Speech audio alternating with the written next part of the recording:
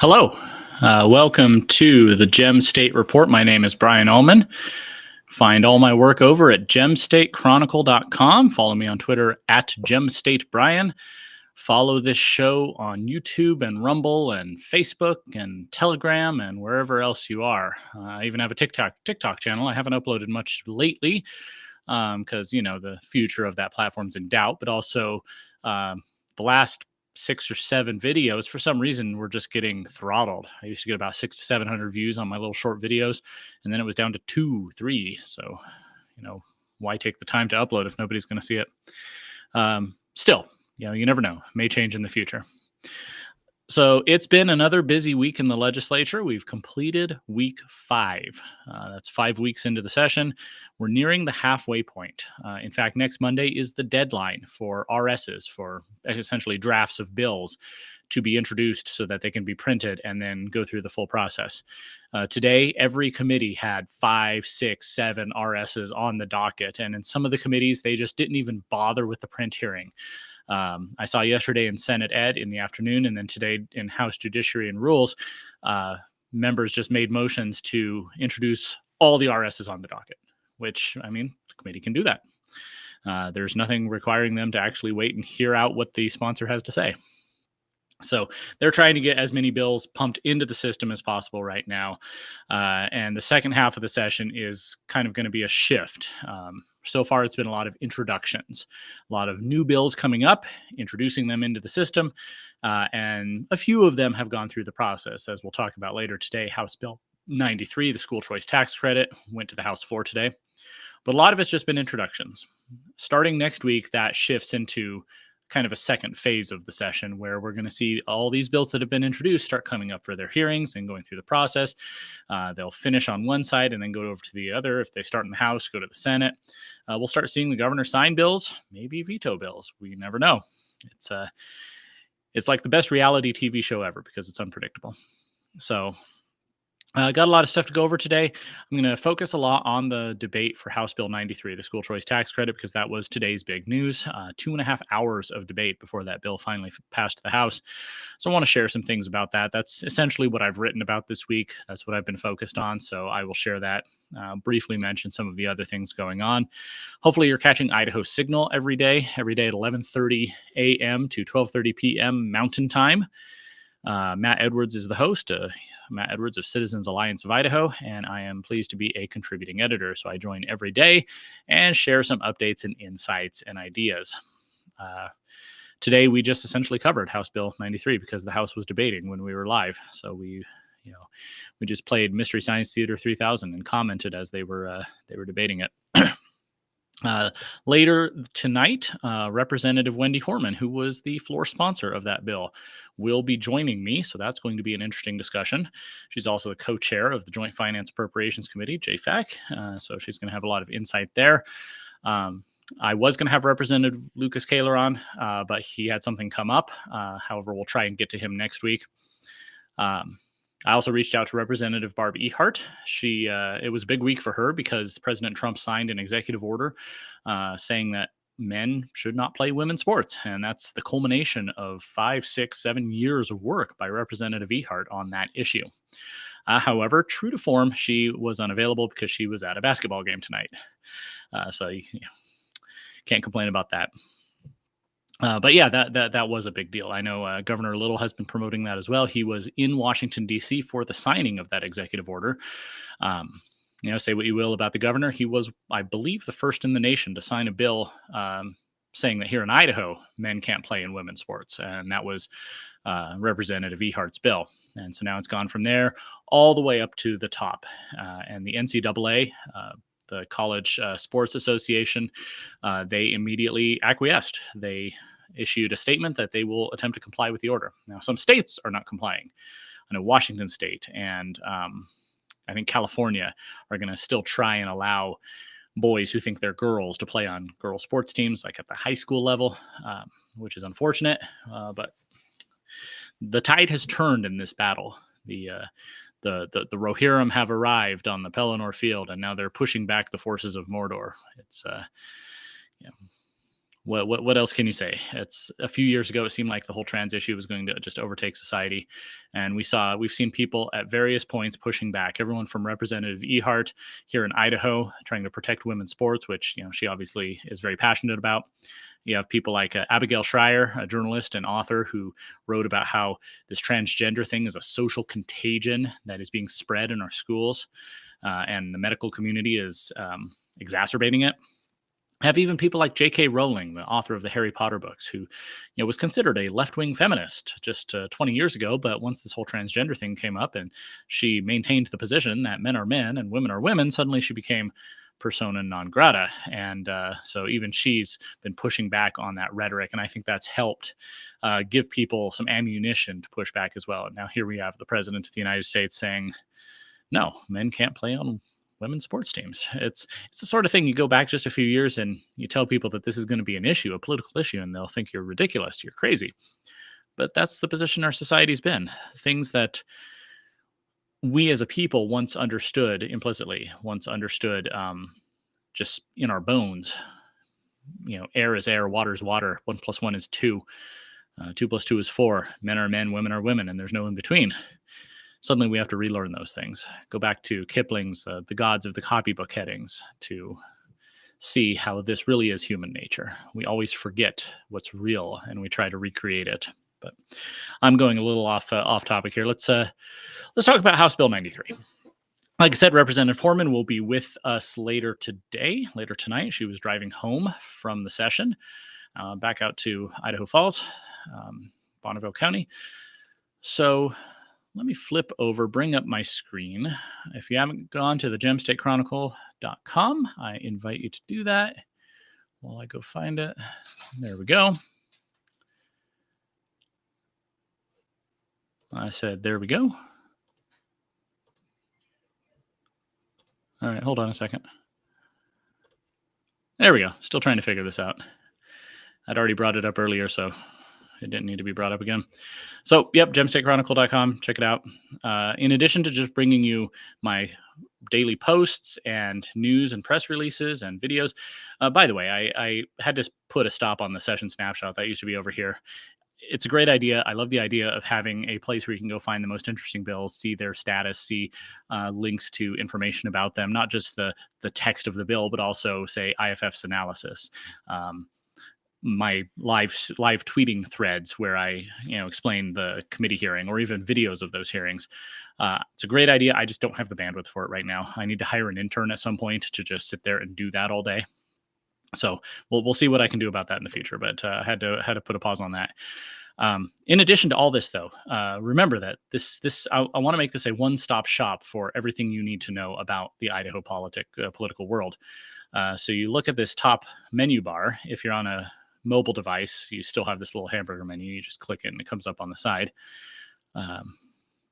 Idaho Insider brings you the 3 branches of government. The main one that we're using right now is legislative, because this is the legislative session. It has a link to all 105 of our legislators with profiles on each one. And we're going to be talking to Representative Horman later today. So, as an example, bring her up here. It's her 7th term. She was first elected in 2012, Republican, chair of the Appropriations Committee, also on the Environment and Energy Committee. Here's her 2024 scorecards, links to all her websites. Don't have a newsletter yet. We'll see if she has one. Her bio coming straight from the legislative website, links to all the stories that I've mentioned her in, or press releases for that matter. It just picks up keywords is what it does. Quite a few here. And then picture of the map, Bonneville County, not Idaho Falls. It's kind of like a big donut there. Anyway, I find myself using my own website here. It's a tool for me. I go to these pages and look up legislators. Sometimes I try to remember, okay, what term is this legislator in? What committees are they on? Things like that. So I find it very helpful, and I hope you do too. Guest editorials, letters to the editor, press releases, the podcast, videos, organizations. So this is various organizations who are right of center, who are working here in Idaho. Let me know if there are any I don't have here. I'd be happy to add them. I'm not married to any one or the other. I don't always agree with everything every single organization says or does, but I think they provide valuable services. So I want to link them there. Same thing with outlets. I don't want the Gem State Chronicle to be competing against other independent conservative journalists. So, I link as many as I can here. Idaho One is actually very cool. In case you haven't been here, um, it's essentially an aggregator. That means it takes in articles from a bunch of different sources. It's like, if you're old enough to remember the Drudge Report, Matt Drudge, he used to have something like this back in the day until he went a little crazy a few years ago. He apparently, I don't know, people wonder if he sold the site or if he made some deal or something, because it's like he turned against conservatives. But in any case, this is kind of like a modern day Idaho Drudge Report with just pulling articles from a whole bunch of different things. So here's my article from the Chronicle yesterday. Here's Freedom Caucus wrote about labeling fake meat and bugs in your food. Senator Taves has an article here. Attorney General Labrador's guest editorial that I published. Idaho GOP's editorial. Kootenai Journal, Media Right News. So it pulls a lot of these. And most everything that's on there is also on my list here in case you want to go straight there. The Observer sites, Idaho Tribune, Idaho Dispatch. I don't know if IdahoRepublic.live is still running. I'll have to check that out. That was like a 24/7 stream of various podcasts and programs. Anyway, and then finally, resources. This is tools you can use to be more engaged. Link to 2025 legislation. That's all the bills that have been submitted this year. Email Idaho is basically a platform you can use to mass email all the legislators. The daily summary of meetings, the Idaho Freedom Index, the Idaho LLC lookup is very helpful if you want to find out who's behind some LLC, some business in Idaho. All the different scorecards, the media archive, lobbyists, same thing with, you can look up, see who lobbyists are. In my article earlier this week about, I think it was yesterday's article, about Idaho Business for Education. I was talking about how they've hired lobbyists. Their president and CEO is registered lobbyist for them, as well as former Senator Chuck Winder. This is where you find that information. Sunshine Report, find out who's paying who. Wonk is Mountain States Policy Center. It's their AI. Still needs a little work, but it's such a fantastic idea. And then my quizzes that I made to see how well you'd score on some of last year's scorecards. So anyway, all that said, I want this to be a resource for you. And so that's what I've been trying to do. So yeah, like I said, yesterday I talked about Idaho Business for Education, how they are pulling some money from the taxpayer, basically. The Idaho taxpayers are funding the same organization that is lobbying against school choice. And you might think that's a little strange, and I think I would agree. It turns out that there's this thing called the STEM Action Center that the legislature created a few years ago, and so they appropriated money into it. It's basically to get students into science, technology, engineering, and math, set them up in apprenticeships, and connect them to businesses. And the STEM Action Center was connected then with this group called Idaho Business for Education, which is an alliance of, business and education, obviously. You go to their board. And like I said, it's a who's who of people that you sometimes hear about in political contexts. You got Kurt Liebeck is on the State Board of Education. So there's a connection there. Chigborough Ryan Murata is a firm that does work with the governor's PACs. Lots of other folks. And I'm not necessarily saying that, these are bad people or anything. It's just there is the perception of a conflict of interest here because you could go down here. Look, it's Representative Lori McCann, who today stood on the House floor to debate against House Bill 93, which Idaho Business for Education is lobbying against. So again, it's that perception, and it makes people wonder what's going on. The Idaho Business for Education received over $1 million from the STEM Action Center just last year alone. So once that money is appropriated, it essentially goes into a fund, and then the governor's office, I don't know who specifically makes the decision, but someone in the governor's office is moving that money then over to Idaho Business for Education. And of course, Idaho Business for Education lobbies against school choice. This is their final 2 tweets on their account. Second to last tweet was from September 2023, promoting Launch. Launch, of course, is the governor's signature legislation from 2 years ago, an $8,000 voucher that goes to graduate students or students who have graduated high school. I say not graduate students, obviously, who are then going on to a career in, some sort of in-demand career that's determined by the gubernatorially appointed Workforce Development Council. So it could be say a lineman school, or it could be trade school, or it could be some sort of workforce development or something in college, certain college classes. Anyway, they can take that. It's essentially a voucher, which makes it completely ironic that this group, Idaho Business for Education, is so they so promote launch, but they hate school choice. And up here, they hate the effect of what they call universal vouchers in Arizona. And of course, Idaho Business for Education is lobbying against school choice this year. These are their two lobbyists from the Secretary of State's website. Ms. Cayler bought Senator Lent what had to have been a nice dinner. I mean, I don't know. I'm sure Cottonwood Grill is probably pretty nice, so maybe that's just an average dinner there. I don't know. I've never been there. I definitely swim in different seas than these lobbyists. But in any case, it's this perception. Money goes into Idaho Business for Education, and then they come out lobbying against something that a lot of Idahoans want. It's one of those threads that you pull, and you wonder what's going to end up when you're done pulling. It's like a microcosm of what we're seeing at the national level with Elon Musk and Doge going into things like USAID and finding out that our government's essentially been turned into one giant money laundering operation to take tax dollars and give them to left-wing organizations that then come lobby us, propagandize us. And this smells the same. It's taking our own tax dollars. And I know money, it's different pots of money. I get that. But still, money goes in, lobbying comes out. So that was yesterday's article. But that was tangentially related to school choice because it's about a group that's lobbying against it. But the last Monday and Wednesday, I wrote about the school choice bill. On Monday, I wrote about why I think it's reasonable for conservatives to support it. It's not everything we want. It's not a perfect bill. But I think it's a good start. So basically, this article was just going through the bill line by line, talking about what it is, what effects it's going to have.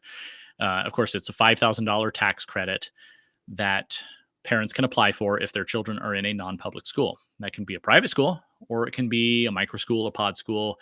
It can even be homeschool, even though homeschool is not mentioned in the bill. However, I'm assured that parents of homeschoolers can apply for the credit to cover their expenses. So if they spent a couple $100 on textbooks, or maybe brought in a tutor for some subject and paid them, they could save those receipts and apply for up to $5,000 on the tax credit. They don't have to take all $5,000. In fact, you only get back what your expenses are. So it's not like a $5,000 check to every family. It's capped at $50 million, which means there will be a limit to the number of families that can apply. And my idea with it, my goal is that if I'm right and school choice is something that a lot of Idaho parents want, then we're going to see a lot more demand for it than there is supply. If that's the case, then the legislature next year or in 2027 will feel pressure to expand the program. Maybe I'm wrong. Maybe there's just not that much demand, and this bill will actually be sufficient to cover all the people who want our alternatives but don't have the money to take advantage of them. If that's the case, then that's the case. But let's get this out here and see what happens. So that's one of the reasons why I support it. Mountain States Policy Center did their poll last year, showed that 66% favor this particular bill. The Mountain States actually asked their respondents, would you favor a $5,000 tax cut for non-public school attendance?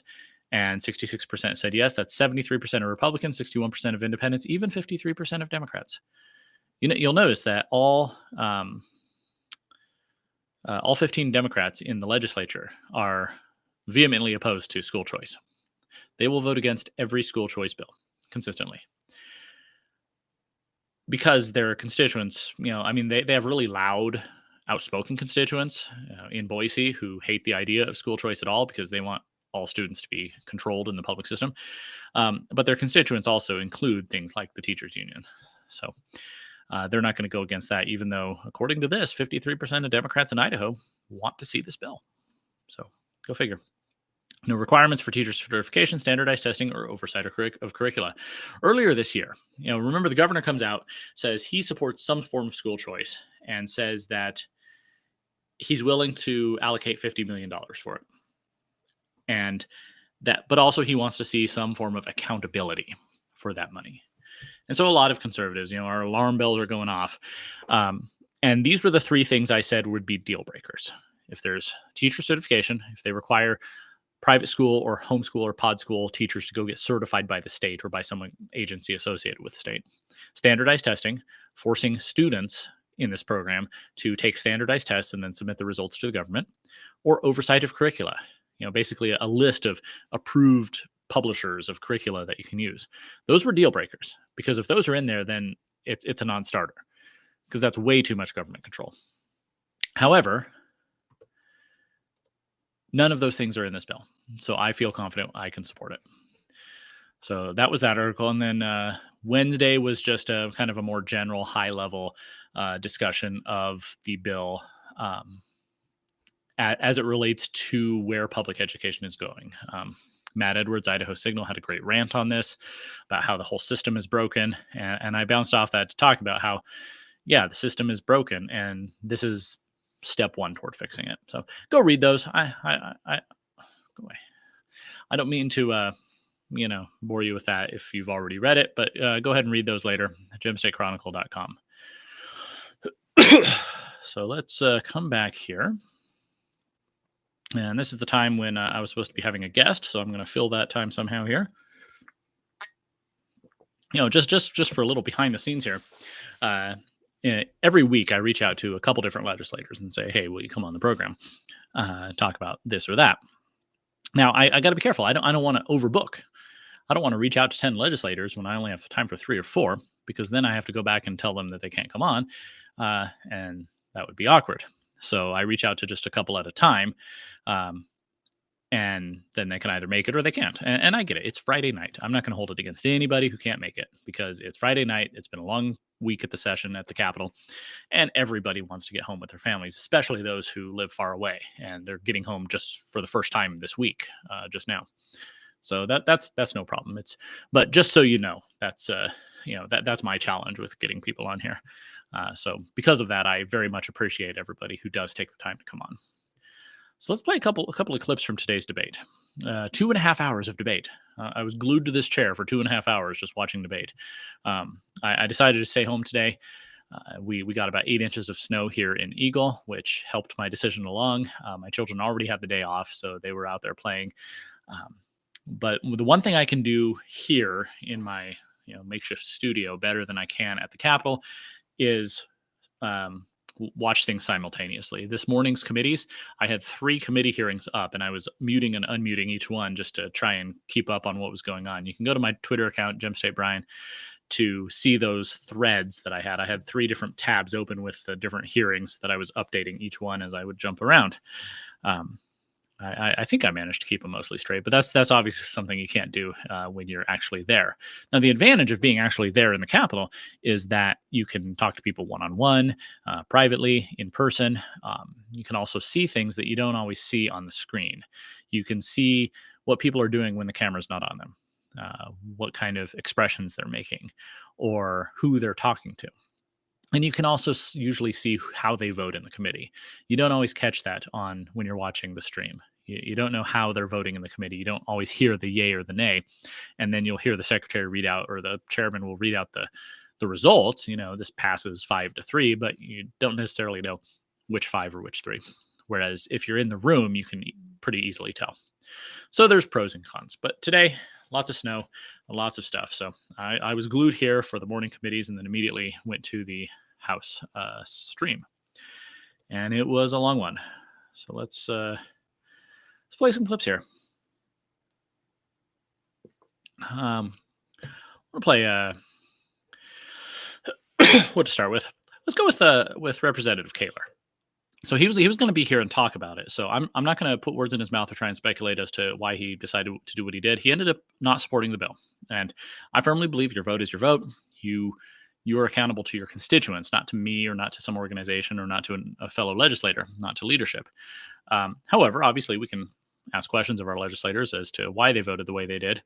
So I'm just going to play his clip of his debate so he can tell you personally. I feel my main objection with this bill is that it takes the role of government out of its proper role and expands it into the sphere of privatized education and putting more control over that. And I have an issue with that. I feel like the bill is, I hate to use the words, but I feel like it's another type of a social welfare program. I don't feel that it's not that we don't have choice. I think that's a common misnomer. We have school choice. Parents have the ability to educate their children how they see fit with the funds that they have. And I get that it's more difficult for some than it is for others, and I totally respect that. But I don't feel like it's in the place of the government to I'm sorry, let me rephrase. Parents should not have to go to the government and ask for permission to get their money back so that they can educate their kids with that money. So, yeah, that was Representative Cayler's position, and he did vote against the bill. It did pass 42-28, which was a little bit closer than I thought. I guessed it would be about 45-25. So I was a bit off. But a lot of the debate against the bill. So you have some debate against it that's just, we don't want any tax dollars going to private institutions. And I'll tell you why that's not a convincing argument for me. Because tax dollars in the public school system go to private institutions all the time. Who do you think builds schools? The government doesn't. They take money, sometimes bond money taken from property taxes, and give it to a private contractor who builds a building. Who mows the lawn? Some schools have on-site, on-staff janitors and landscapers, but others, they outsource it. They pay a third-party company in private institution to come in and handle the landscaping. That's public money in the public school system going to a private institution. Where does the food come from? Do elementary schools have gardens and farms out back where they milk cows to get milk for school lunches? No, of course not. They buy food from distributors. That's public money going to a private institution. What about technology? In a past life, I worked in the IT department of a public school district. And I remember going to various trade shows, conferences, where we got to see the latest and greatest educational technology. And these were all third-party companies. Some of the big ones you've heard of, Micron, HP, Dell, and some smaller ones that provided niche services. All of those are private institutions that, when a school district signs a contract for some piece of equipment or some service, that's public money in the public school system going to a private institution. Excuse me. So that happens. So this idea that you can't have public money going to private institutions, that's really a nonsensical argument. In fact, as I mentioned earlier, we already have a voucher program in Idaho. And it's a voucher program that not only is the governor enthusiastic about, in fact, it was his idea, but Democrats love it as well. When the Democrats come out with their top priorities for the legislative session, protecting the launch grant was one of their top priorities. This is a voucher system giving money, $8,000 to high school graduates to go to trade school, workforce development, or some college.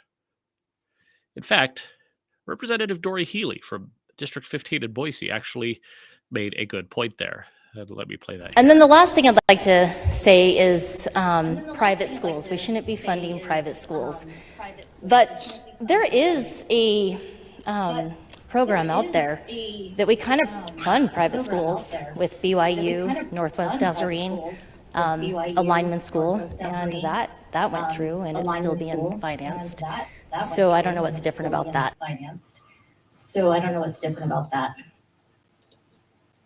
It's a good question. What's the difference? Why does Idaho Business for Education enthusiastically support the launch grant, but oppose school choice? Why do Idaho Democrats enthusiastically support the launch grant, but oppose school choice?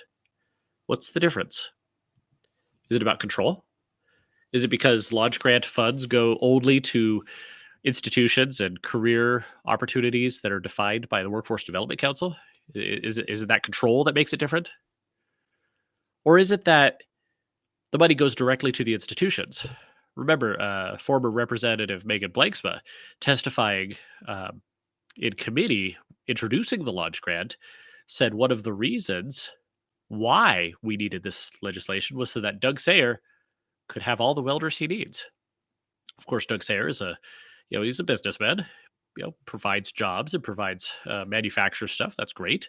Also donated, tens of thousands of dollars to Governor Little's PAC. That's good for him.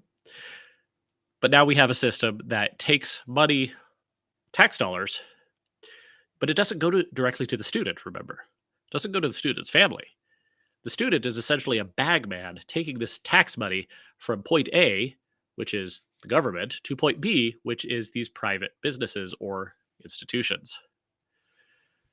So maybe that's the difference. Because under this school choice bill, under Representative Horman's bill, the money doesn't go directly to the institution. It goes to the family to account for their expenses, which is a difference. It is a distinction. And maybe that's the devil in the details for people like the Democrats or IBE or some of these Republicans who opposed it, because it lacks that control. This is just me speculating. I've got a couple of more clips here from the debate. Let's bring up Representative. Thank you, Mr. Speaker, and thank you, good lady. I've heard this debate for a number of years, that homeschool families are against school choice or the government helping out in providing school choice. The fact of the matter is they don't have to participate in it. So I can't ever figure out why my friends in the homeschool community, I was homeschooled, why you would be opposed to this particular piece of legislation when you don't have to take the tax credit if you don't want to take the tax credit. It's been interesting to listen to the debate because I love school choice, or I support school choice, but it's got 2 FTEs. It's going to grow government. I support school choice, but there's an LSO questionnaire. I support school choice, but you're subsidizing private schools. I support school choice, but it's a $50 million price tag. I support school choice, but it gives the wealthy families a tax cut. I support school choice, but in Nampa, a family making $90,000, I can talk about that family because that's us. My kids go to Nampa Christian. It's $10,000 a student. So for a family of 4, it's about a $40,000 a year price tag. This would be very helpful to families in Nampa that want to send their kids to a private school. Is it a perfect bill? No. In 19 years of serving here, I have yet to see a perfect bill. And I guarantee you, you'll never see a perfect bill. Is it a good bill? Yeah. Is it a school choice bill? Absolutely. Is it a school choice bill? Is it a start in the right direction? Absolutely. Yes, it is. Is it a start in the right so direction? if you campaigned on school Yes, choice, if you answered questionnaires saying, I support school choice, I would urge you to give this bill your green light and show your constituents you stand by your word and the commitment you made, and we need school choice in Idaho. Give it your green light. Thank you. And we need school choice in Idaho. Give it your green light. Thank you. I thought he made some good points personally, but what do you think? Send a chat in here. I'll see if I can answer it. If you're on Facebook or Twitter or YouTube, I believe chats show up here. I don't think they do for Rumble. Rumble is just kind of a one-way street, whereas the others are two-way connections. But yeah, I thought he made some reasonable points there. I've got a few other clips here. I want to share a little bit of. Representative Horman will be here soon. I want to play. Okay. I've got to play this one. Representative Ilana Rubel is the Democrat minority leader. She's the top Democrat in the House. She also has a habit of talking very fast. And she sometimes makes some interesting points. But at the same time, I had to smile at this one. We are providing a service, a universal service with standards because we need an educated citizenry. So I hope you will give this your red light. I feel this is one of the least conservative bills I've ever seen presented to me in my 11 years here.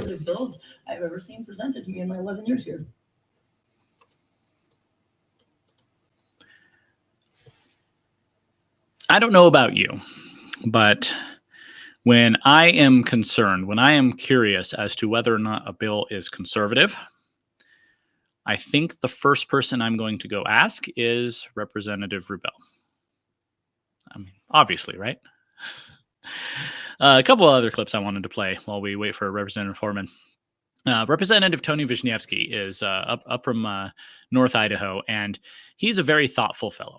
He came in here ready to explain the history of public schooling and how the moral foundation of our society was taken out of the public school system. Sorry, bumped the microphone there. And he got interrupted a few times because his fellow legislators thought he was getting off topic, and the rules say you have to stick to the bill in your debate. I actually asked him to come on and share, but he's traveling right now. So, but he was making the point that the reason we see demand for alternatives is because our public school system has failed in what its original mission was, to create moral and educated people who could uphold our Republican system of government that we've been given by our founders, by our forefathers. So I'm going to play a few minutes of it. He went for about 9 minutes. It didn't help that he kept getting interrupted, but I'll play a few minutes while we wait for Representative. I'd like to give a different perspective on this bill and what it allows us to do. First of all, we have to understand the history of why this is an important issue and why there is such a demand by the public for this kind of thing. Every rational human being recognizes the importance of education. It is a search for the truth. It is a passing of knowledge and ultimately wisdom to our next generation. Second only to motherhood, the teaching profession is the highest and most noble profession. Unfortunately, we have burdened our teachers with a whole lot of things that don't include teaching. We want them to be the disciplinarian, the emotional supporter, the counselor and mentor. Our country was founded on Judeo-Christian principles. At the time of Idaho's statehood and the adoption of its constitution in 1890s, the Bible was used in every single classroom as a bedrock for learning in history, reading, and as a model for virtue and moral behavior. The First Amendment to the Constitution of the United States states, "Congress shall make no law respecting an establishment of religion or the free exercise thereof." This is a federal mandate, a federal restriction. It has nothing to do with the states. The federal government is acting outside of its bounds. The first violation of states' rights in the area of education, most people think, happened in 1962 with the Supreme Court banning prayer in school. But we really have to look back to an earlier Supreme Court decision, Everson versus Board of Education in 1947. This was the very first time that the Supreme Court ruled that the Establishment Clause of the First Amendment applied to the states. It clearly does not. Now, I'd like to ask for unanimous consent to read from the majority decision of that Supreme Court case. Unanimous consent has been requested to read from the majority decision of the Supreme Court case. Is there an objection? Hearing none, the gentleman has the floor to read. Thank you, Mr. Speaker. Quote, "In the words of Jefferson, the clause against establishment of religion by law was intended to erect, quote, a wall of separation between church and state." Now, this is right out of the majority decision. There is nothing in the Constitution that has a wall of separation between the church and the state. Everybody knows that this is a private letter that Jefferson wrote to the Danbury Baptists, and it is not to be found in the Constitution. And yet the court pulled that quote out and misrepresented it, and for the first time applied the Establishment Clause and its control over the Representative states. Wisniewski was really laying the groundwork for why there is, problems with the current system and why we need to start looking at reform and alternatives. Representative Horman is with us now, so I'm going to bring her on and we'll hear what's going on. Let's find it here. Representative Horman. Hi, good evening. Good evening. How was your trip back home? It was good. Had to drop off a rental car because my car was getting fixed. So I just got home about 25 minutes ago. Well, I very much appreciate you taking the time to talk with us today. Good to be here. So It's a good day. long day. It was a long I day. assume your day started in JFAC and then went to a long session on the floor. True story. And I also introduced 2 other bills today. So it was a busy day. Well, where to start? Been talking about House Bill 93. Obviously, it did pass. Now it's off to the Senate. In addition to what you've said on the floor about it, what you said in committee, very very high level view. What's the purpose of it? What's school choice supposed to fix? School choice really is designed, in my opinion, I'm sure there are a lot of opinions on that, to support those students for whom the public system just isn't working. My kids used charter schools, they used online, they used hybrid, they did private college with BYU. And so our family has literally used every option available. And for parents who just don't have the resources, this will provide them an opportunity to get their child in a different setting. I've been that parent. We had a son years ago, before charter schools, before even the internet. That tells you how old I am. That the public setting just wasn't working for him, and we couldn't afford private school at the time. And if you've ever been that parent, you know how helpless it is when you have a child who's suffering every day in the setting they're in. It's hard. And so you've seen me work toward a big open enrollment bill, a Learn Everywhere bill, the Empowering Parents bill, really trying to give those families with the least resources opportunities that families with wealth already have. Yeah. My family's interesting. I came up through the public school system, but it was a very small school. So, it didn't have some of the problems, but also didn't have some of the opportunities of larger schools.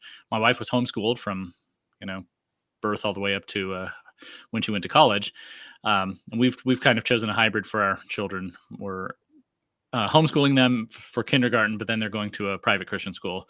And we're, it takes a lot of scrimping, and we're, actually getting help, to do that. But I think it's definitely worth it. And, I know there are a lot of other families who would love to do the same thing. I agree. The Gallup poll came out this week, and it had the lowest ever satisfaction rating for the public school system in the history of the survey. 24% are satisfied with their public school. And I think there's a lot of things contributing to that. Certainly the pandemic was a big game changer in who was seeking other options. Certainly some of the woke ideology that we've seen in some of our public schools, not all, but some. Boys in the girls' bathroom, boys in girls' sports, those sorts of things, I think, drive people to look for alternatives where they feel like their children might be safer or, have values included in their education. And so, this is an opportunity for those families to have a chance at something different if they seek it. My general feeling of, just very, very, very high level is that, some little feedback there. The system was created a long time ago in a very different world. And it was trying to solve problems that society was facing at that time, that a lot of people just couldn't afford education. And so you had people who were growing into adulthood without knowing how to read or write. And now it seems like the problem is very different. Where do you see public schools going? What can they do to reform in the next couple decades? Where's this big system of ours going? Yeah, I served on a school board for 11 years. And so I felt, and I came on literally the year that No Child Left Behind passed. So I had this new federal regulations pressing down from the top. You had the union contract pushing up from the bottom, and you had all new forms of accountability, which honestly haven't panned out. It was great that we were able to identify subpopulations that were struggling in the public system. But I hope the public school system is willing to continue to improve. And certainly the empirical evidence from school choice studies shows that that's what's happening in other states where they have robust choice environments, whether that's civic engagement, whether that's academic outcomes. such as higher grades or higher test scores, whether that's higher go-on rates. There are a lot of ways to measure the success of how children are doing. It's not just test scores. So Mhm. I hope the public schools continue to improve, because that's where the majority of kids are probably always going to be. But this offers a different path if needed. I finally got around to going to a Eagle High School football game last fall with my older children, and it was a reminder that even though I can say that the public school system it's got a lot of problems, and maybe there's somewhere inside of me that says let's get the government out of the system entirely and just tear it all down. It's still this institution that's been part of our society for a long time, and it is a kind of a unifying force in communities that we want to see fixed. We don't necessarily want to see just to go away. I thought Representative Pickett's testimony on the floor today was very powerful about the distinction between rural and more suburban and urban, where in rural, everybody knows you. If you get in trouble, your mom's going to know real soon, because it might be your aunt teaching the class or driving the bus or something like that. I just thought that was a brilliant distinction of maybe why rural schools work so well for so many families, because there is such a sense of community. You don't necessarily get that in large suburban and urban schools, and that's where kids can fall through the cracks. And Representative Cannon's speech, brilliant on the free market, and that's certainly the forces we're hoping to leverage here to create higher quality public schools, learning pods, micro schools, homeschool, whatever opportunity it is you're using. When I say school choice is a rising tide that lifts all boats, I really mean it. Yeah, and I mean, I've made all my arguments for it, and I think your bill is a positive step. There's not much I really quibble about. I probably would have gone bigger, but at the same time, this gives us an opportunity to see how many people actually are interested, and it'll put it actually to the test instead of just assuming or guessing. Yeah, we did a lot of research on uptake rates in other states. Usually it's in the lower single digit percentages. And so there are not going to be a ton of kids leaving the public system. Representative Crane, I thought, gave very powerful testimony as well on this bill isn't perfect. No bill ever is. And there are a couple of things that were added that I struggled with, but in the end, the bill does have to get all the way through the process. And that's what this bill is designed to do, is make that sausage and really meet the needs and get the most votes possible, and certainly get the signature of the governor as well. Yeah, I think sometimes people underestimate how complicated the process of getting legislation passed is. You've got to go through a committee, and for some issues you don't get to choose which committee it goes in, and so it might be a tough road. Your bill was 8-7. Just one person changing their mind would have killed it. And then the House, Senate committee, Senate, and then the governor. That's a big gauntlet it has to go through to actually become law. Yeah. Chris Cargill from Mountain State's Policy Center had a brilliant Facebook post too. It was like, all the complaints: it's too big, it's too small, it's going to cause inflation, it's not going to cause inflation. All of these contradictions that we heard on the House floor today. And certainly everyone is entitled to their own opinion. But I do hope this strikes the balance that enables it to get all the way through the process. Well, shifting gears here a bit, I want to let you go here in a minute, but what's going on with JFAC? How are things going? Obviously, last year you had the new maintenance budgets where you take the previous budgets, just roll them up, and then spend a lot of time examining the new requests, the new budgets. How's that working this year, and just how's it going? Yeah, so far so good. Thanks for that question. We're really excited about the changes we made, where we separated base budgets, maintenance budgets from growth, so we can really focus on containing growth and really evaluating those. The only thing that slowed us down so far is a dispute over the change in employee compensation. That's the salary increases that state employees, and this year, for the first time, teachers were included in that. The House was united.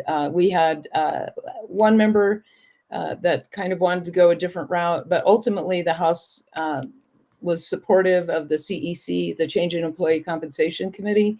The Senate struggled. We had, I think, 7 votes on 2 different days before we got to the 3rd day of voting, where there was 1 motion and we were able to get a majority to pass.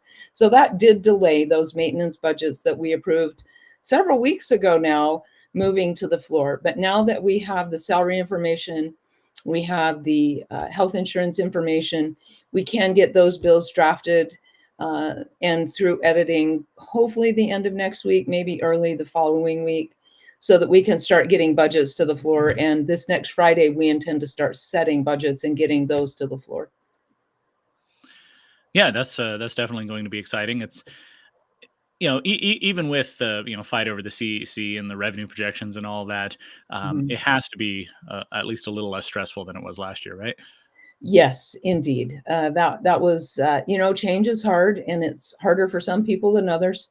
And but this was an important fiscal change, because what it has enabled us to do this year, this is hard to believe, but honestly, for the first time in Idaho history, agencies, when they submitted their budget request in September, had to tie their request to 2 things. 1, their strategic plan and the performance metrics and goals that their agency has. And 2, describe a measurable outcome, a return on investment, an ROI. That's never happened in the state of Idaho before. And it's kind of mind-blowing for some bureaucrats to think that they can't have money just to have money. I think we're seeing a lot of that conversation happening at the federal level right now, thank goodness. But candidly, we were ahead of the curve in really trying to, we're not an executive branch agency, so we can't do what Elon Musk is doing, but we've been doing it from our seats in the legislative branch. And we're really evaluating requests based on what that ROI will be for Idaho citizens. That's going to take some time. It's a big ship. It's a almost $14 billion ship. And so, but we're making important progress toward what we call performance-based budgeting, which is driven by outcomes and not just more money. That's an interesting philosophical change from how government budgets usually are. I've worked in government briefly, and it's just assumed that you'll always have a permanent spigot of money. Sure, put up a new TV in the conference room. Sure, replace this computer. It's we have money. Obviously, conservatives are always concerned about spending and spending cuts. What's the prospects of spending cuts, or at least cuts in the rate of growth of these budgets? I mean, that's what every member of JFAC, well, maybe not every member of JFAC is working to do, is to always find places to trim, find places to cut. Sometimes you can just do something as simple. Representative Tanner did this expertly in the public health budget last year. That was a particular budget where we had DEI funding and sex education funding that was highly inappropriate and delivered in part by Planned Parenthood. By eliminating that funding and then switching other funding streams from ongoing funding to one-time funding, right there, it seems like a really small step, but it's significant because it takes it out of the maintenance budget the next year. It takes it out of the base budget.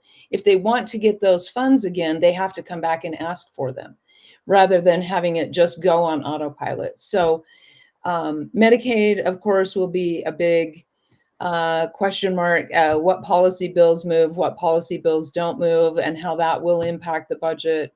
The fire money, the water money, there's some money in there to support CTE. There's some big bills in there that, and even the little ones. We had a lengthy discussion just once this week on it was a line item that was, I think, $5,600 or something. And we even put that to one time, just so that we get the opportunity to come back next year and ask questions and evaluate, was it effective for Idaho taxpayers or was it not? You tell us your metrics, and then we're going to come back next year and evaluate that.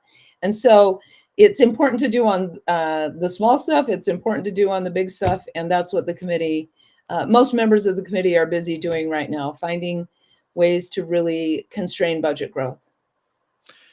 Yeah, it's not the headlines that some people would like to see, government spending slashed by 50%, but it sounds like you're laying the groundwork for a lot more efficient and manageable budgets going forward. That's exactly what we're trying to do. Sometimes an agency, I looked at, sometimes we'll give spending authority to an agency and they won't spend it. So they'll revert it at the end of the year. It does come back to the general fund in some cases if they don't spend it. Well, then don't give them any new money. If they had more money than they needed last year, make them use their existing appropriation to fund their new requests, or just deny them. And so it's not sexy work. It's highly technical and it's very laborious, but we have some really fantastic committee members who are doing a great job of it.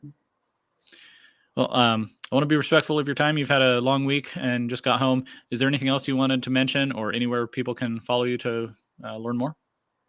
My campaign website is wendyhorman.com, and X is where I get most of my news these days. I'm on there too. Yeah, I see you poking around there sometimes. Yeah. All right, Representative Horman, thank you for your time, and enjoy your weekend. Thank you. You too. Thanks. I appreciate Representative Horman for coming on. Obviously, a couple of weeks ago, I had Senator Scott Grove, who's the other co-chair of JFAC. He shared his perspective on what's going on there. But it sounds like they're getting things moving. And like I said, it's not, a lot of conservatives just want to go and see the headlines that say government cut by 50% or entire agencies eliminated. What President Trump is doing with the Department of Education possibly is what we want to see here. But these things do take time. They take putting the right tools in place, putting the right people in place, and sometimes you don't notice when that's happening. It's I use two kinds of analogies when I talk about politics. It's either football or war. So I don't know which do you want, a football analogy or a war analogy? How about football? It's a little happier. Super Bowl Sunday tomorrow, or on Sunday. When you see the game on the field, you see the big highlight plays, a 80-yard touchdown pass, or a last-second field goal, or a strip sack of the quarterback, run back for a touchdown. Those are all the exciting things. And if you just watch the highlight show, say Red Zone, you're only going to see those. You're only going to see the exciting stuff. But what you're not seeing is, the 4-yard run up the middle that moves the chains. You're especially not seeing weeks and weeks and months and years of practice, running and lifting weights and, just getting out there on the field and practicing over and over and over. You're not seeing that. But that is what's necessary to produce those big highlight reel plays. And I think that's the same thing in politics. What we're seeing right now with the Trump administration is amazing, but it's the product of a lot of work.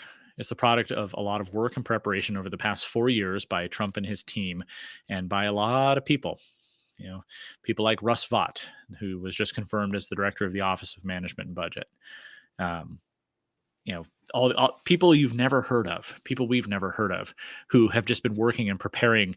Okay, going through the law and figuring out what can we actually do, what can we target, what can we do from the executive branch, and we don't see that. We don't see the preparation.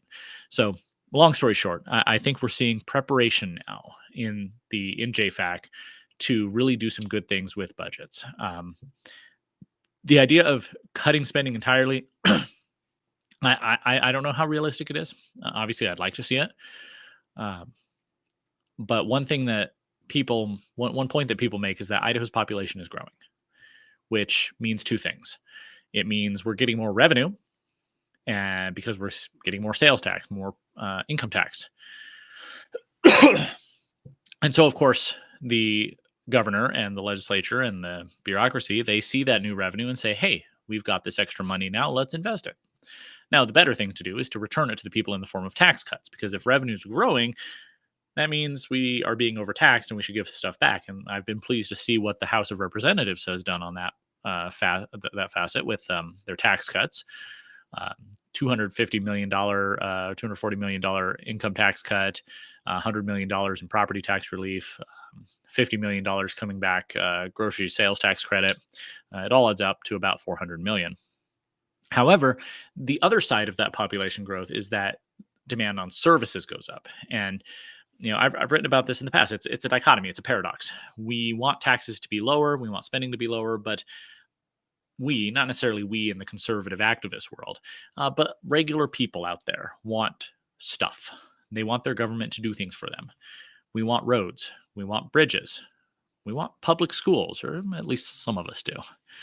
At the city level, we want parks. We want pathways. We want youth soccer leagues. And again, your mileage may vary. If you're a hardcore anarcho-libertarian, you're going to say, no, I don't want any of those things. Cut it all. And that's fine. But most regular people want their government to provide them with a certain level of service. And to do that, you need certain taxes. Now, what you need to be doing is what President Trump is doing at the executive level with Elon Musk and Doge. Find the things that nobody actually really wants. At the federal level, we do not need USAID spending billions of dollars doing transgender propaganda in Guatemala or whatever it is they're doing throughout the world. And here in America, too. It turns out that they are paying a bunch of money into American organizations to push this nonsense. Obviously, we don't want that. You can cut that. Now, should we cut the military? Maybe a little bit. What about entitlements? Yeah, it needs reform. So there are some things that we can cut, some things that we can think about cutting, other things that we can't really cut, can we? So that's what we need at the state level. We need a Doge to go in there and say, okay, do we really need the Hispanic Commission? Do we need a commission paid for by taxpayers that does outreach to a certain ethnic group here in Idaho? I would say no. Now, it's not much money. I think it's like $500,000. In the grand scheme of things, that's not much, but it is money. So go after that low-hanging fruit. Get rid of that. Then we'll keep cutting. We'll keep cutting. Like Dave Ramsey says, pay off your credit cards. Get rid of one, get rid of another, eventually tackle the big one.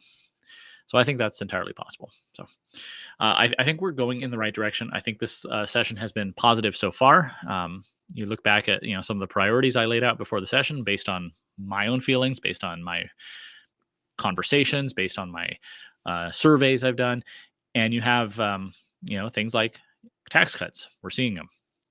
Spending cuts. Well, we'll see. School choice. Well, bill just passed the House today. So things are going in the right direction. I will keep tabs on it. I will be back watching the legislature on Monday. Remember, you can go share my screen here.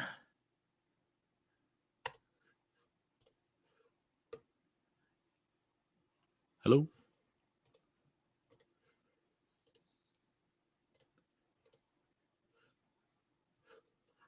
Oh, that's right. It's already up. I just need to click this button. I keep forgetting.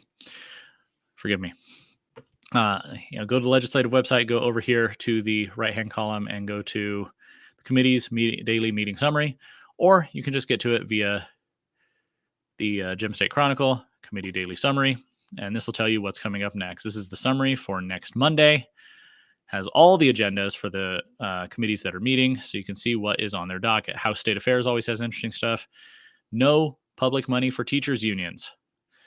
It's actually a funny little story. Representative Boyle was preparing to present this yesterday, Thursday morning, and it just so happened that it was AFL-CIO's day at the Capitol, where all the union members were there, and they were ready to testify against this. It happened last year. See, this bill would prevent taxpayer money from subsidizing teachers' unions through things like paid time off to go do union activities. I don't know about you, but I don't get paid time off to go do political activities. I mean, well, I guess I kind of do because it's my job. But teachers are supposed to be teaching, not doing politics through their union. You get what I'm saying. And last year, this bill came up, and all the unions came and testified against it. The firefighters union and the AFL-CIO, and even the union for who represented folks in the National Guard. It was crazy. So the bill is up again. Monopsony. I don't know what monopsony is. Pricing algorithms. I wonder I wonder if this bill that Representative Achilles is preparing to present. So one of the Democrat complaints lately is that landlords are using AI or computer algorithms to set rental prices, and that it's an unfair form of collusion. That's one of their complaints. I read an interesting article. I think it was at the Federalist or some other site. I shared it on Twitter a few weeks ago. They were suggesting that that's not the case. I don't know. It'll be interesting actually to hear what he has to say there. So yeah, you go here. You can see what is coming up on Monday. I will come here and probably Sunday afternoon, and figure out what's coming up. Going to a Super Bowl party with some friends on Sunday evening, so I probably won't be working much. But I'll see what's most interesting and share it out and let you know what's going on. So yeah, my mission, Gem State Chronicle, is to bring you news and analysis that helps you make positive change in Idaho. I want you to be a more engaged voter, a more engaged citizen. We have a Republican system of government, and it's going to take our engagement to keep it. And I hope I can help you do that. So appreciate you watching tonight. Appreciate Representative Horman for taking the time to chat. I will see you on this program next week. Have a good weekend.